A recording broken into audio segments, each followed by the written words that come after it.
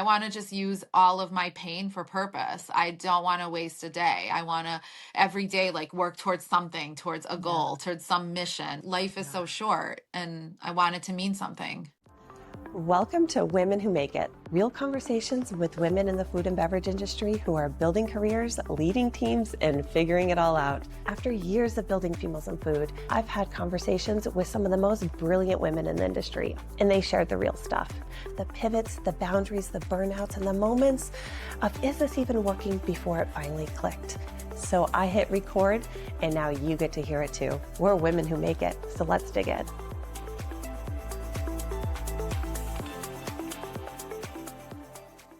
Welcome back to Women Who Make It, where we explore the stories of women shaping the future of food, business, and leadership. I'm your host, Angela Dodd, and today's guest, Julie Smolyansky, became the youngest female CEO of a publicly traded company when she took the reins of Lifeway Foods at 27 years old. But her story goes far beyond Kefir. From food to film to advocacy, Julie has used her platform to champion survivors, invest in better for you brands, and inspire a new generation of purpose-driven leaders. This is From Food to Film to Advocacy with Julie Smolyansky on Making More Than Kefir. Julie, welcome to Women Who Make It. I'm so excited to have you on the show today. I must say I've been looking forward to this conversation for a really long time because your story is such a powerful one. It's a blend of business, leadership, advocacy, and I really love that we get to talk about all those layers today. So welcome and thank you so much for being here. Thank you so much for having me, Angela. You're such a great supporter and advocate for all women in leadership and entrepreneurship. So I'm so honored to be invited and asked and spend some time with you and your listeners. Yeah, we're going to have a lot of fun. So for those, some of our listeners may be super familiar with your story, but for those who aren't, let's step into a little bit of the background before we talk about some of your other work. But you stepped into being a CEO of Lifeway at 27 years old, which is remarkable. And after your father's sudden passing. So not only were you dealing with grief, but stepping into a really big role to continue building this company. And what has started as a small family Kefir company has now grown into a globally recognized wellness brand under your leadership. And I think what's so compelling about this story is not just about you scaling a product, but about how you've used your platform to speak up, spark change, and give voice to so many others. And I first want to talk about when you stepped into that role at such a young age. What did you learn about the resilience it takes to be in that role, but also finding your own voice in a family business? I'm curious what that looked like at that point in time. Yeah, that's such a great question because I think people do end up in like leadership at all different points in their life with different experiences and whatnot.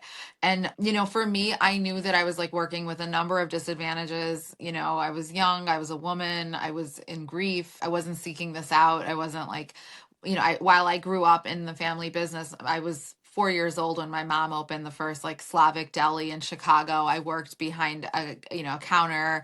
I grew up like understanding customer service and, a strong work ethic and operating in scarcity and like being nimble and like under resourced. That's always kind of been something that has been an overarching thing for Theme, us for any theme in business. entrepreneurship. Yeah, Yeah. exactly, no matter what. So I learned that like really early. And I also watched both of my parents. My dad started Lifeway when I was 11, so it's in my DNA. I was 11 when I tried the first tablespoon of Lifeway Kefir, the very first in the world that he made. Or then, 12 years old when I went to my first trade show worked a convention show floor in a booth and, learned from him like how to be, effectively use my time on a convention show floor or do my first in-store demo in Chicago at Treasure Island. I remember it like yesterday, being like a little kid and like standing at the table and like trying to get people to try Lifeway Kefir. And like, so I grew up with that knowledge, that education. And so while I didn't go to Harvard, I maybe don't have like a fancy, pedigree of like of an Ivy League college or an MBA program, but I did have this real intuitive, lived experience of watching my immigrant parents, Yeah. build businesses with like limited resources, limited English skills, no Rolodex, no network, all of those things, like none of that were they had. And I already, like, what I was thinking right when my dad died was that, failure is not an option, and I repeated that like a mantra. And this is like a kind of a famous story at this point, but the night he died, his best friend and all of the friends came to the family's house to help the spouse and family, soothe them. But this gentleman said, oh, there's no way a 27-year-old girl could run a company. That's it. It's over. Sell all your stock. And I remember being very angry about it, and being like, when I say like thank you to the haters, he's like one of the folks that I think about, because, he did not believe in me and did not support or encourage me. And I felt like I was alone, and I had to go improve myself. And I did have Mhm. something to prove. And I wanted to. I wanted to succeed. I wanted Yeah. to fulfill my father's dreams, like both of our dreams, because again, even though he was the founder, I had grown up with this business. So I Exactly. wanted to see it succeed, and I knew its potential. I love health and wellness myself. So it's like, it just was perfectly aligned with what I stand for. But knowing what I was good for, knowing what my skill set is, and doing that, and like delegating what I wasn't good for, didn't really know, was one of the biggest things that was a game changer. And then we'll move on. But one of Yeah. the first tips that I got from a friend, he's the fourth generation radio flyer, the Red Wagon. He Yeah. told me, make a list of everything you do in a day. Your job is to put as many of those things off to other people, send that off to other people, and you need to do just what you uniquely are qualified to do, that nobody else on your team can do. And for me, a lot of that was like storytelling authentically, and not being worried about how Mhm. I say it, if I use the right word, if I use the right idiom, if I have all my speaking points perfectly, if I, mess up or stutter. Like, you could be afraid forever of putting Yeah. yourself out there and then never do Owning the anything. art.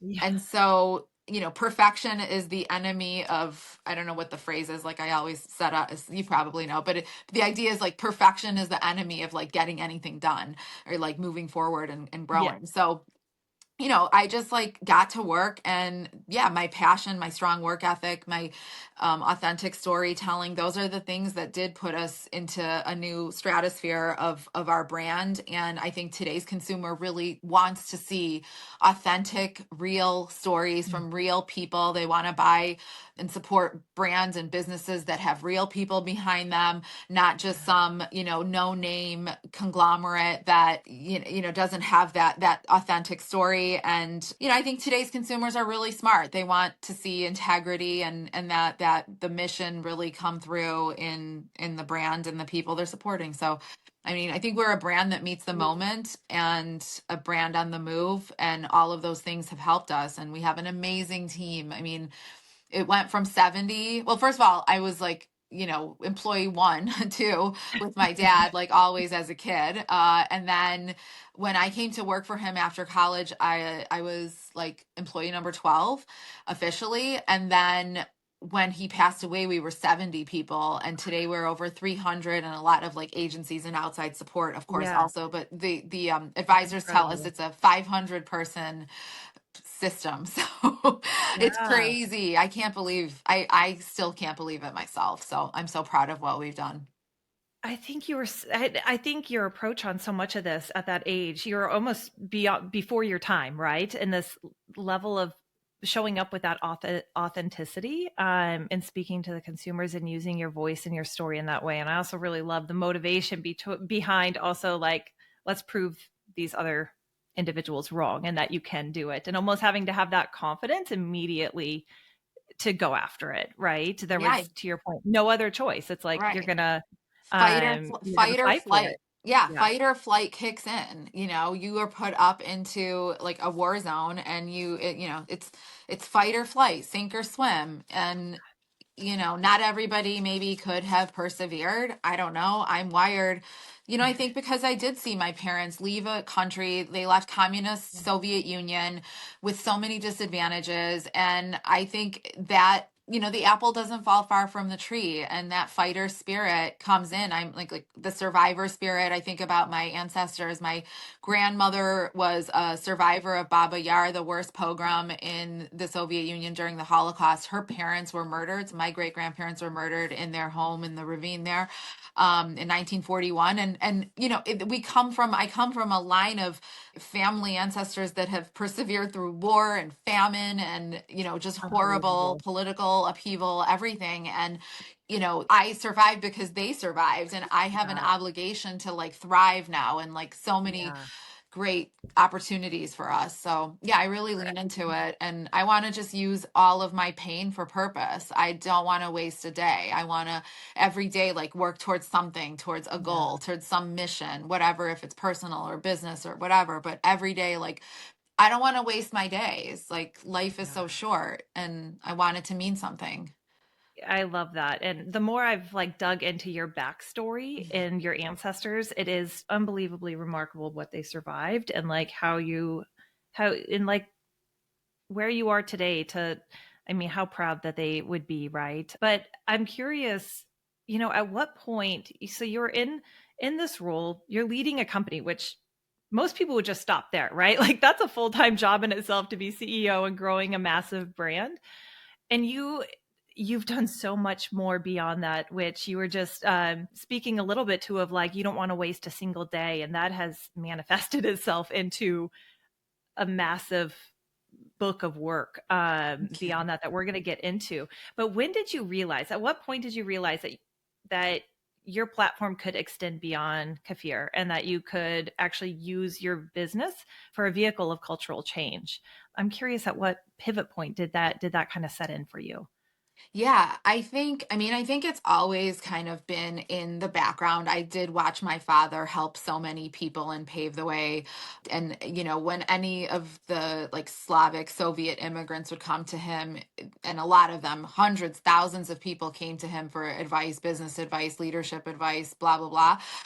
Lots of things. And, I always watched him try to help everybody. He never said no. And that sort of the importance of being a leader in your community was something that was Just passed to instilled me in you. that I wanted, yeah, instilled in me. And I think and I've always been very active in my community as a teenager in high school. I helped write the first teen dating violence curriculum in Chicagoland that's still being used today. And I, became a rape crisis counselor in college, and I was going to go into psychology. So I was much more in like the mental health space, crisis and trauma work. And I'm a survivor myself. So it was a mission that was very personal to me. And I did think, like, okay, I am a young woman as a, running a public company, and it is, very rare. And I do have a platform, and I could bring and shine a light on issues that are very challenging to talk about. And there are, men aren't talking about it. Like our male Right. CEOs aren't talking about it. Especially So, back then, yeah, right? especially it was before Me Too. That's right. It was before Me Yeah. Too. So, like, kind of setting the stage for how rare these conversations were happening.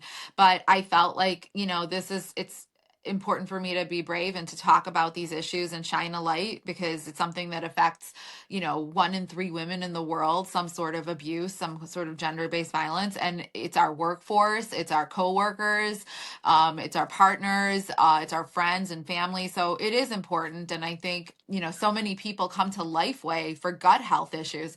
I think about, gut health issues are related to mental health. And we Oh, have so a much. place in that conversation from a business standpoint, and helping people with better life skills, and those toolbox for self-care is very important to us, because that's what's important to me. That's how I have managed to, not only survive but thrive. I value that self-care tool, and Lifeway is a tool for that. But the real moment where it really crystallized for me, where I was like, I have to do more, just like putting my name on an issue isn't enough, or, writing a check to a nonprofit isn't enough. I really have to do more, is after when I was, pregnant, really, when I was getting ready to have Mhm. my babies. And I thought, I am bringing in girls into this world, and I know the statistics, and Mhm. whether for them or their classmates and peer group, like, I have a powerful platform. I'm always on air and or in media.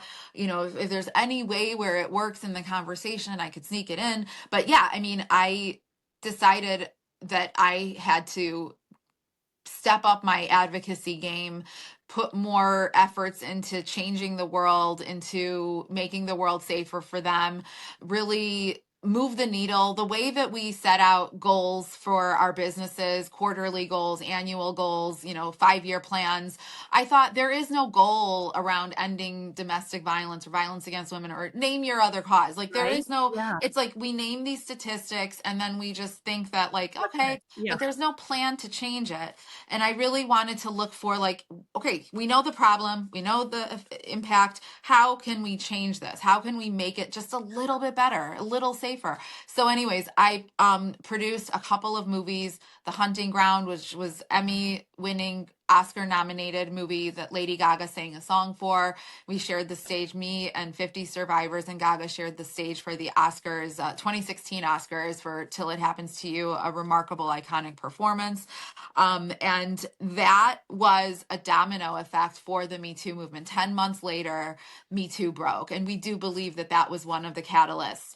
And that movie created 300 policy changes, 300 Title IX investigations across the country. So, I do believe that movie was impactful. My work on it, my, contribution to Yeah. it as a CEO, it was in the news. It gave us the ability, the vocabulary to talk about a very challenging issue. And then, from there, I also launched a nonprofit to end the backlog of untested rape kits.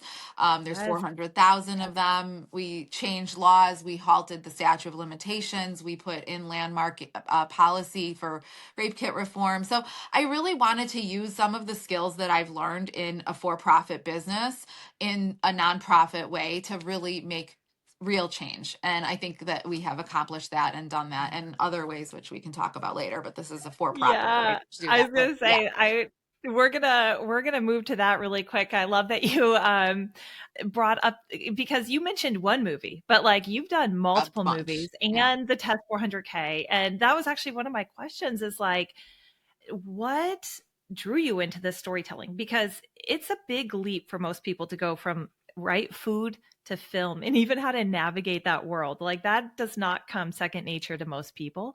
And just to brag on you a little bit more here, So because I've taken the opportunity to go and watch these films, and I hope our listeners do as well, because like they are moving to a different level. Like I was like sitting there sobbing on the couch. I'm not even wow. kidding. Thank From you. The Hunting Ground to On the Record, which gave a voice to Black women in the music industry, and The Home Stretch, which followed homeless teens in Chicago who were fighting to finish high school. Incredible films. But I'm curious, what pulled you? We talked about some of that storytelling and authenticity earlier, but how did you actually make that jump and like move into that? And what has that taught you about the impact storytelling can have, to your point on bigger reform?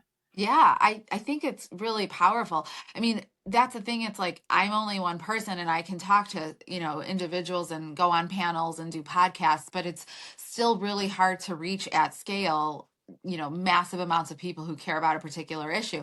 And it was sort of when, like, the documentary world started to really blow up, and we saw that, film actually impacted laws and policy changes and who we were electing. And I saw that it was a real opportunity to use some, like, to scale and give communities like a platform to use to bring people together. So, instead of me going to 300 colleges to share my personal story and, like, tell, I was able to help be part of a team to have this film, and then those college students can watch the film and lead those conversations on their own. So, I guess, like, the thing is, at some point I thought, the goal isn't necessarily to do, okay, today I'm the CEO of Lifeway and I'm doing food and CPG. And then maybe when I retire, then I'll do these other things. Or when I quit or company sells, like then I'll do these other things. And I was getting frustrated with it because there were other things I wanted to do in my life, other challenges, creative experience, like all these other things that I wanted to do.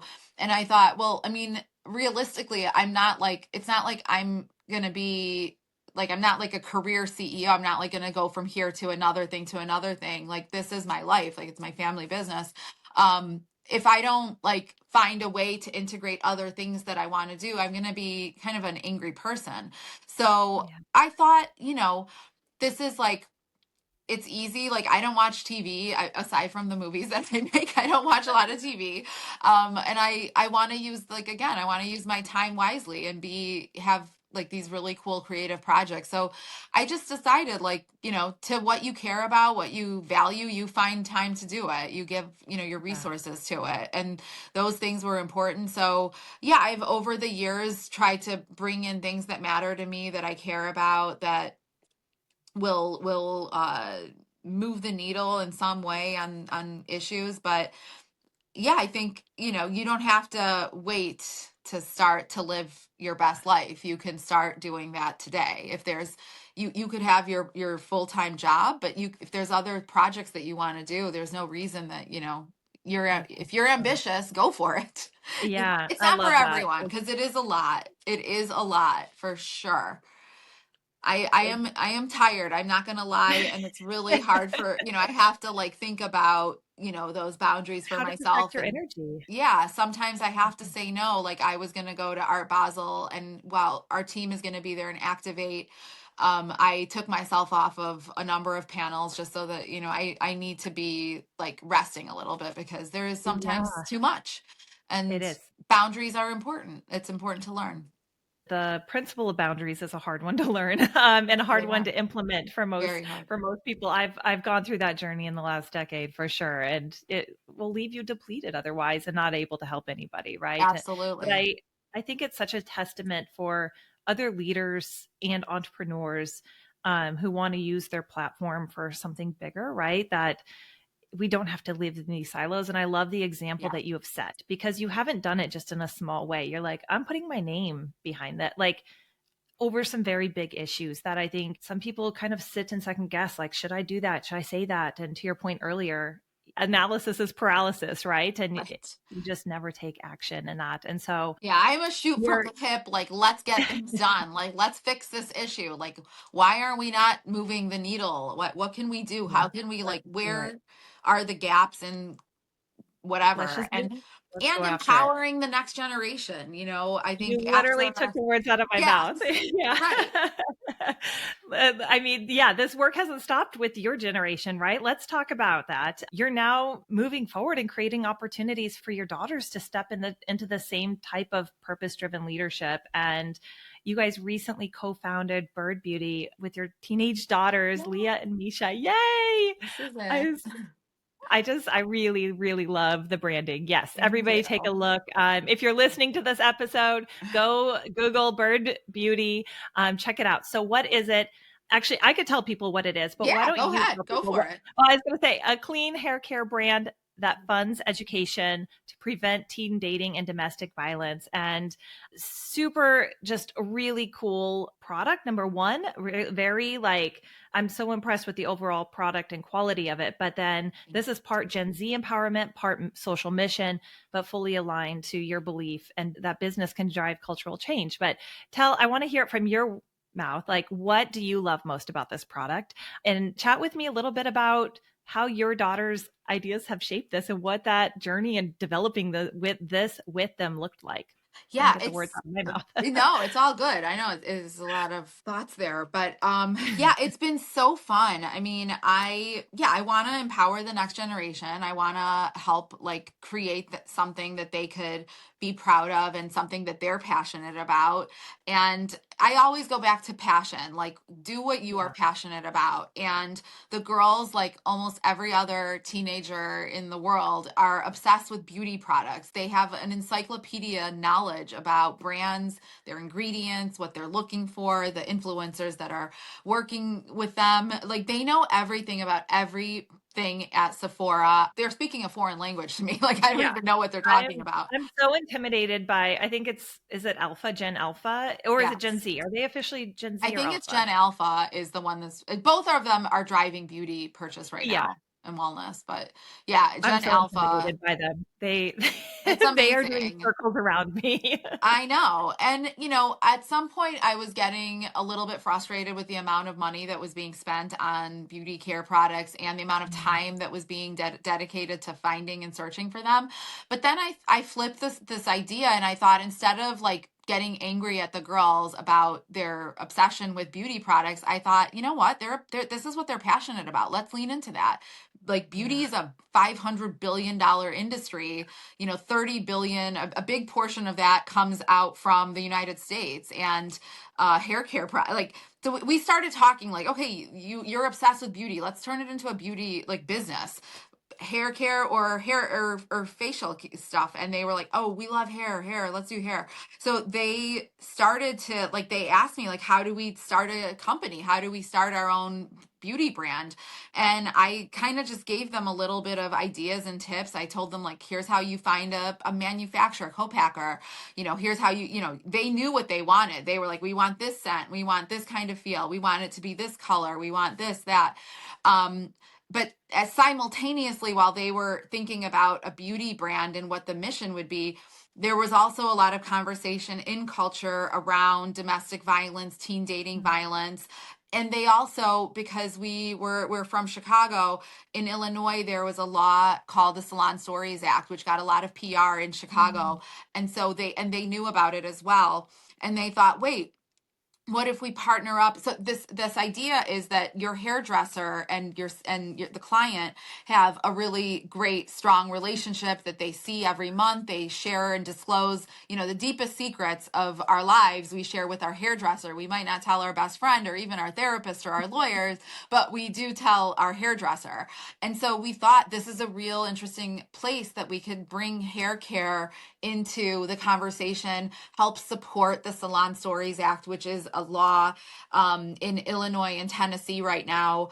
And so they've partnered up with I guess because I'm also a co-founder, but the girls with Sheer Haven out of Tennessee that brought this law to effect. And so using some of my experience with Test 400K and ending the backlog and scaling those laws and policies around the country, we thought, okay, let's help Suzanne and Sheer Haven scale that Salon Stories Act through Burd, through the for-profit purchase of shampoo, and help her bring that policy to more places, but also the girls having peer-to-peer conversations with their friends, with their community around dating violence for their generation. We know 16 to 24 is the age at most risk for violence, for any kind of violence. And so they're right in that spot where that's their peer group that's most affected.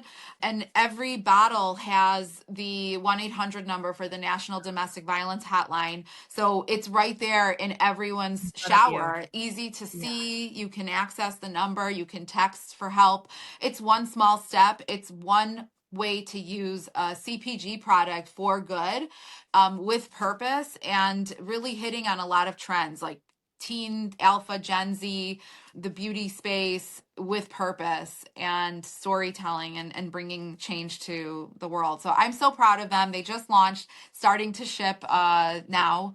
And so, yeah, they're learning they're getting their chops. And I am so impressed with them. I said this to you thank you. before, like truly so impressed with them, and what a fantastic idea, because when you can take that type of situation for teens, right, who are in that situation, experiencing that violence, who are at risk, and create a conversation around it, create an opportunity for that conversation and change around it. Again, a topic that people aren't talking enough about. And I think that's a theme, right? As to Yeah. even when you started all your work so long ago, like people weren't talking about it and to this point, another white space that it's not just talking about it, but putting in place change, something that is actually going to help move the needle to hopefully improve it and reduce it.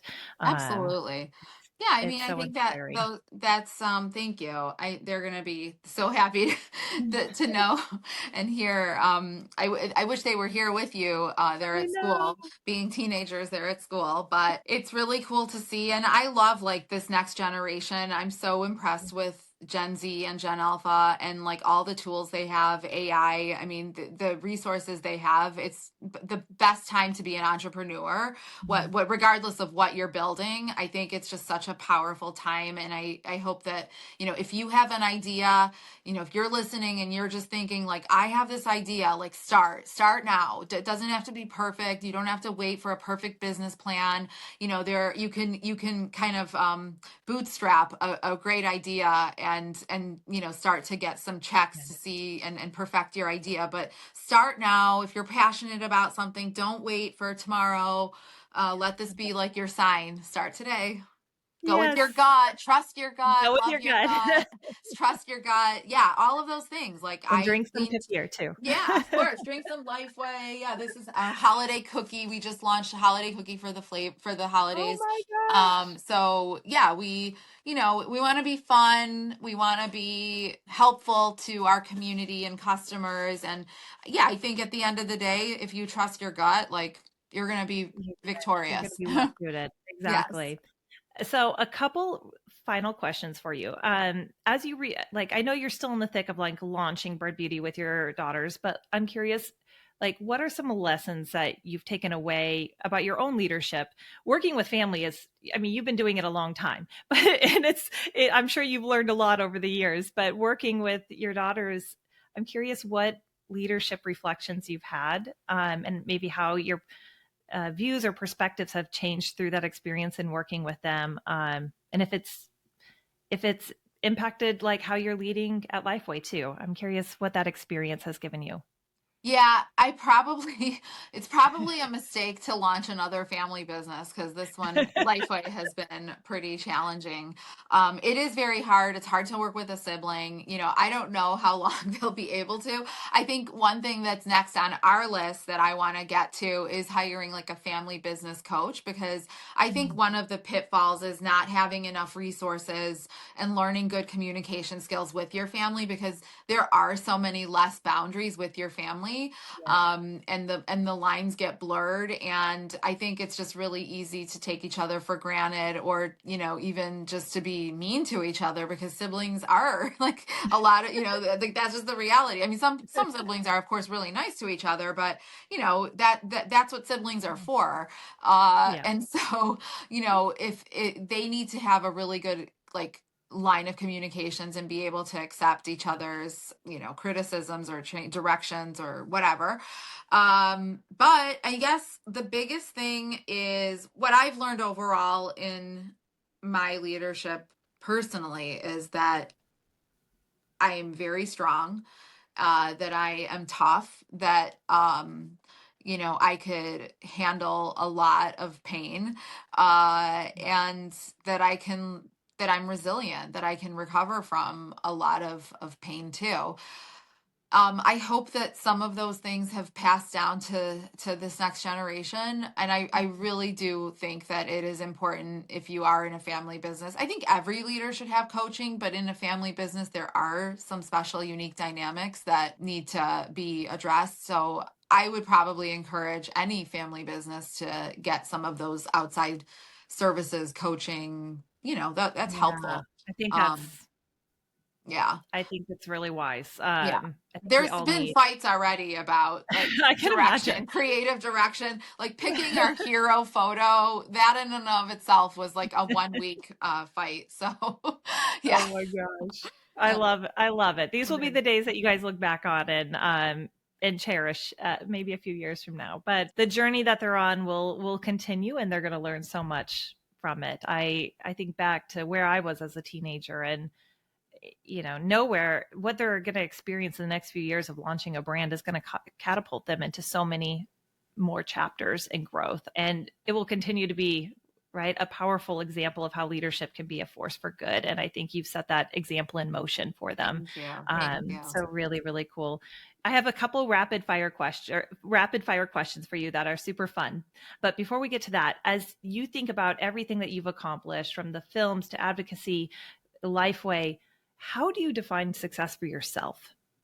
Is it Mm. still in numbers? Is it in progress? Like, how do you define it? That's such a good question.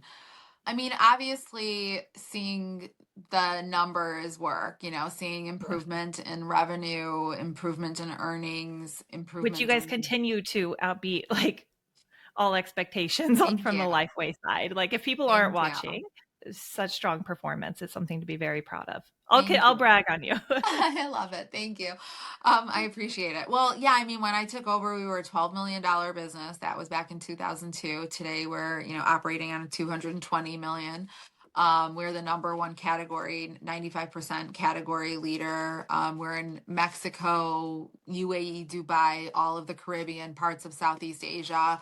So yeah, I mean, we're definitely like a brand on the move globally. And I guess like at this point, success is, are my team members happy? Am I happy? Do I still Mm, love doing it? If I enjoy it. I love having conversations with people like yourself, with my community. I love working a trade show floor. I get so much passion and energy from that. That's success also. It's not just the numbers. Like we could yeah. perform, but I want to keep enjoying it because like we started off the conversation, like I don't want to waste a single day. And Mhm. I want to leave the world a better place and I want to enjoy what I'm doing.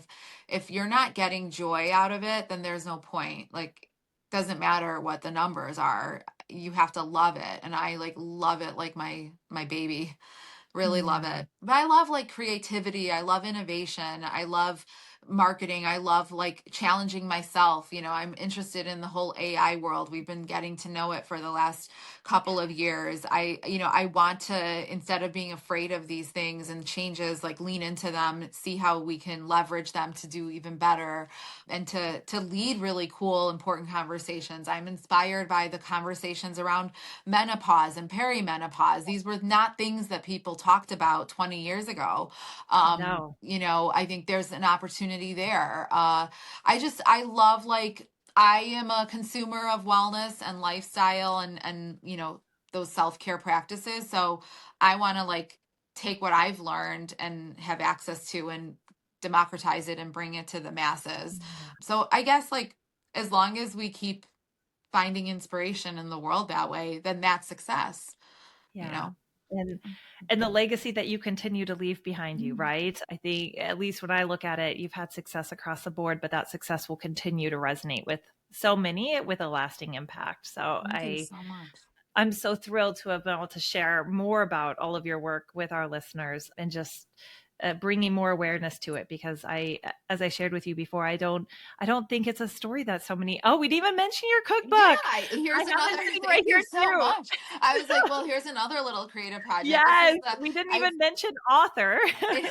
yeah, well, it's the Kefir cookbook. So it's a cookbook that's all like recipes It's and so a good. lot of stories.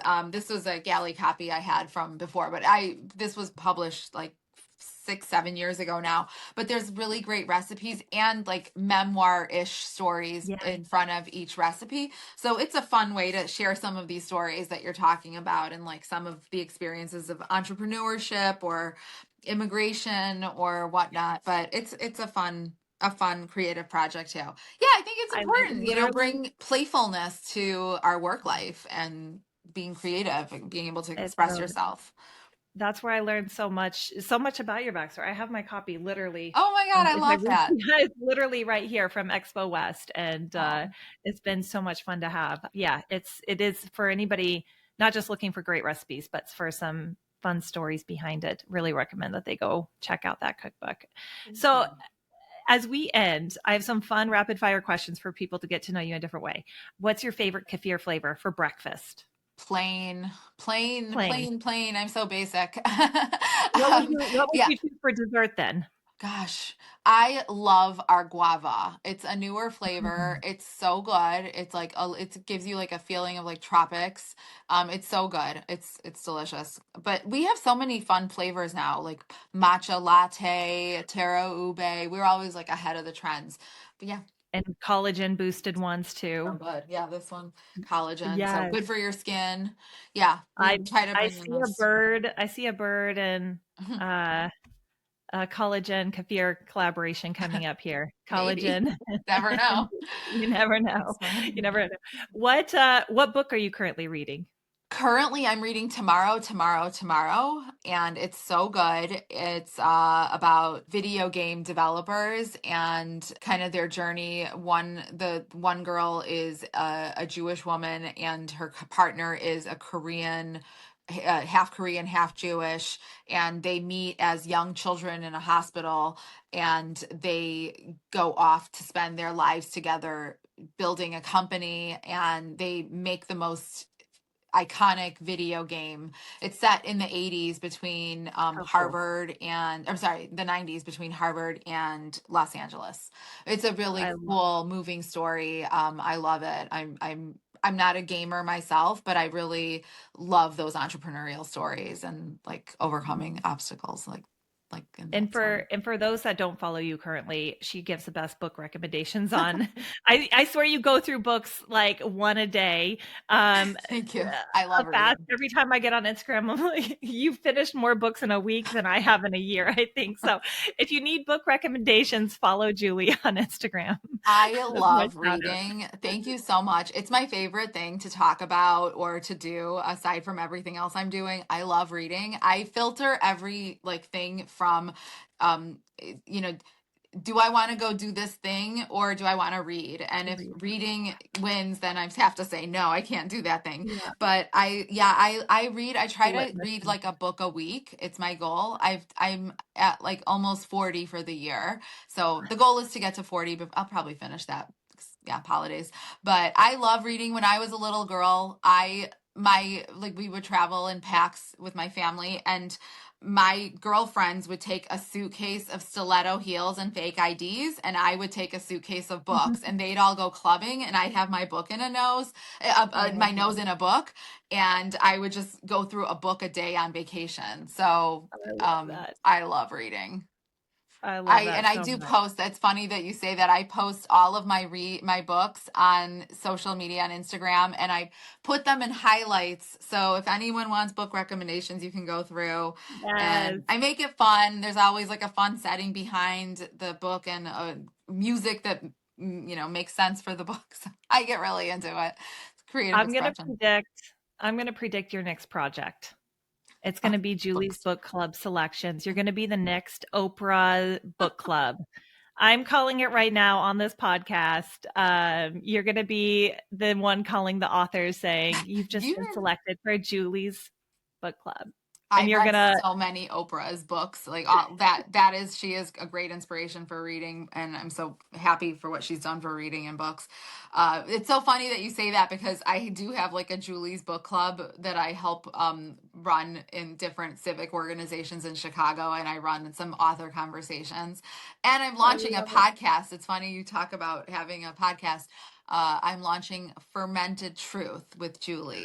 And so you can go What? follow that, start following now. But Yes. I'm going to Oh, have not quite the same conversation, but similar like conversations with thought leaders, business people, authors, yes. whatever, about, what truth. Sometimes truth takes years to ferment. And that's this idea that, like, the way that we ferment Lifeway Kefir, Mhm. and it takes time, and it's kind of a craft that sometimes your own personal truths also take time to ferment, and like really wanting to dig deep into truths that people experience in their life. So yes, I know this is not your fire questions, but No, no, I that was know. my oh, actually, yeah, I love that though. I mean, there was only one question left, but it's on the same track as like interviewing guests for podcasts. Who's one person that you want to meet that you have never met?